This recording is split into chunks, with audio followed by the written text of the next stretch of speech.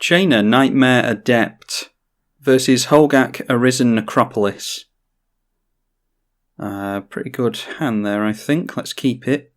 Yeah, we can go in for some fast mana in Demonic Tutor. And go for... oh, I don't know. Maybe we can go Sol Ring into Read the Bones.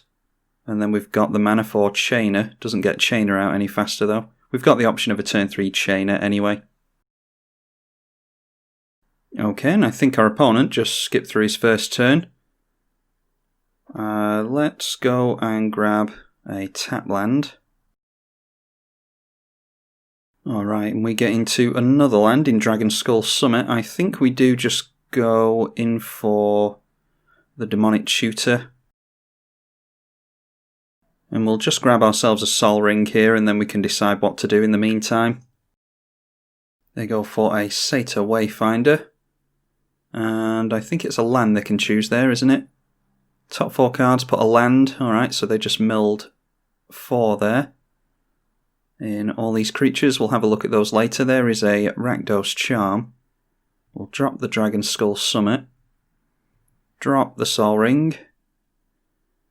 And then, yeah, we'll ramp a bit more. We'll go Rakdos Signet into Read the Bones. And that is a land that we don't want. And I don't think we care about Reanimate either, so we'll dig down 4 cards here, getting rid of some more mana off the top. Not going to struggle on mana this game, are we? Now it is a Glowspore Shaman. Top 3 cards into the bin, and put a land from graveyard on top of your library. They now have a Mana Crypt in the bin, the Ulvenwald Tracker, Deathrite, Elvish Visionary, and Grapple with the Past, as well as a land. Now going for, I was going to say some kind of Convoke spell, which is of course Hogaak. 3 hits from that and we are down. And there's an Entomb as well. Okay, maybe we go for... we could do with a Sack Outlet, but we can definitely go for something with Entomb. Let's drop the Talisman of Indulgence. And the Command Tower. And then Chainer comes down with haste. We're not going to make use of that. We're just going to have to take a hit from Hogaak. Do we want the Ingot Chewer in the bin is the question. I mean, we can evoke it from our hand anyway, so yeah, not too worried about that. We'll just hold up the Entomb. Alright, an Altar of Dementia. And they did delve some of the stuff from the graveyard, by the way, so they've only got a land in there now. And now it is a Lotleth Troll. And going to hit us for 11. Now, does this thing have Trample? Yes, it does. So there would be no point chumping anyway, but we're definitely not going to do that.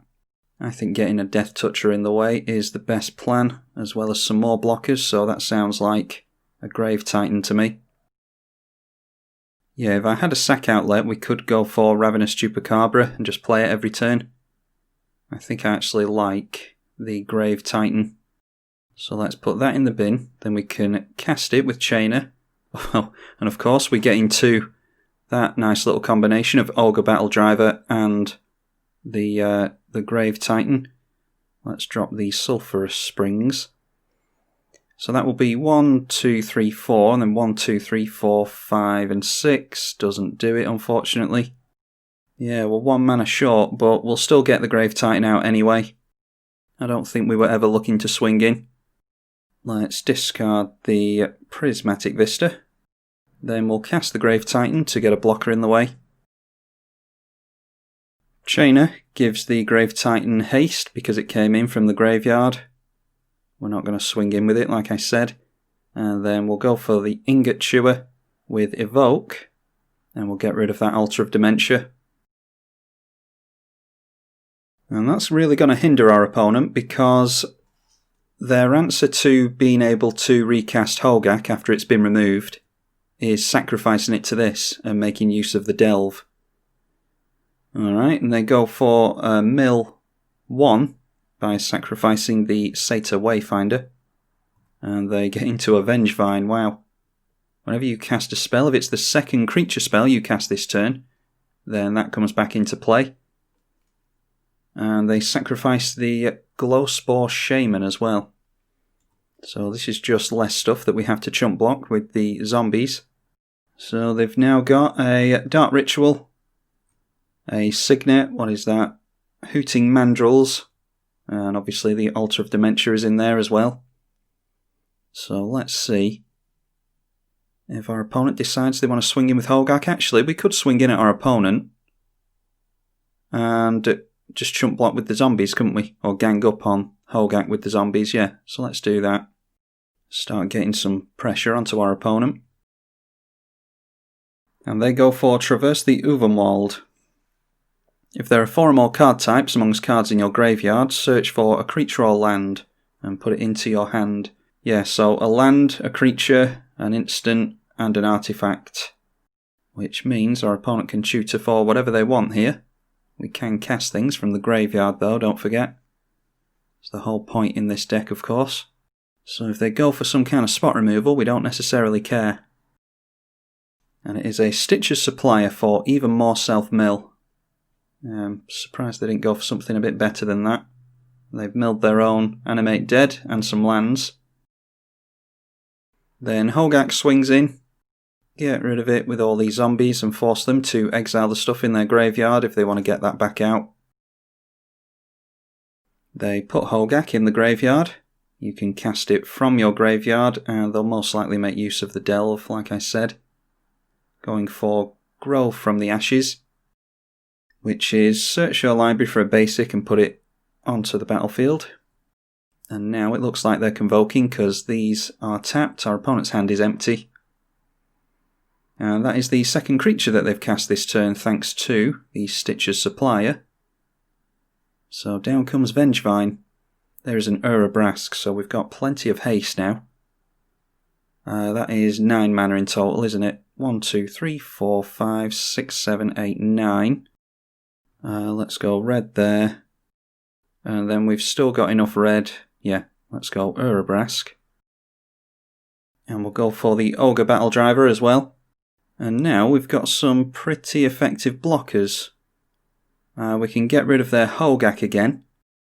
I think we can keep hold of this card for discard fodder because we're both in top deck mode here. We could go for some zombies and then just chump block with the zombies. Yeah, I think that's alright. So let's swing in with the Grave Titan anyway and we can just get it back next turn.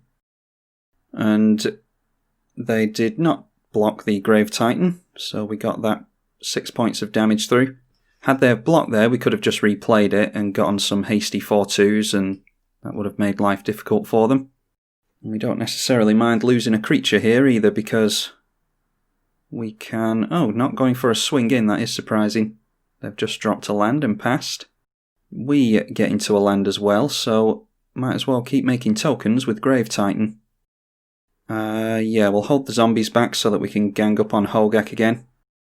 Those zombies come in as 4/2s with haste, but it doesn't matter.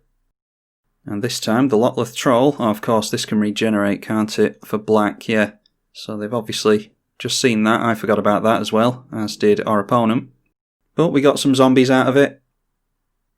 Then going for the regenerate. We might as well drop a Command Beacon for some more mana. Our opponent rips into another land. Let's see if they swing in this time. They do not. Okay, a Terminate. Do we just want to try and force some damage through to our opponent? Let's attack in with those two. We can go in with Ogre Battle Driver as well, because I'm going to terminate the Hogaak. So in response to attacks, I'm going to terminate Hogaak. And that way they obviously can't block with it. Oh, actually, we could have gotten rid of the Lotleth Troll. Yeah, don't often play with it can't be regenerated, so I forgot about that line of text. Could have gotten rid of Lotleth Troll forever there. But I don't think we're going to have to worry about Hogaak for too much longer. They block everything there and decide to try and get rid of Urabrask. Don't forget that their Hogaak is going to come in tapped thanks to Urabrask. So we get through 3 points of damage. They regenerate the Lotleth Troll. The Vengevine goes back in. And now, let's discard a land and get back that Urabrask. And that does the little Ogre Battle Driver trick that doesn't matter, it gets haste twice from both of our creatures, and it gives itself haste, so it's super triple haste fast. And our opponent ripped into another land by the looks of it, or at least something that wasn't going to help them. We get into another land as well, so basically riding the Grave Titan into victory. I think I still like going for Terminate onto Hogaak, to be honest, forcing them to recast it. Them chumping with a Lotleth Troll every turn isn't really hurting us. It just means we can keep swinging in with Grave Titan and making a bunch of zombies. So yeah, it was unlucky from our opponent not getting into anything other than lands, but we didn't draw into anything other than lands there either. In fact, we drew a massive heap of mana throughout the game, so tutoring for that Grave Titan was the game changer there, I think. Anyway, hopefully you all enjoyed this one. It was an interesting one. I think Hogaak could be made to be a very powerful commander, and on another day, our opponent might have had us. Don't forget to leave a like and subscribe if you want to help the channel out. I'm tribalkai on the EDH channel. Thank you for watching.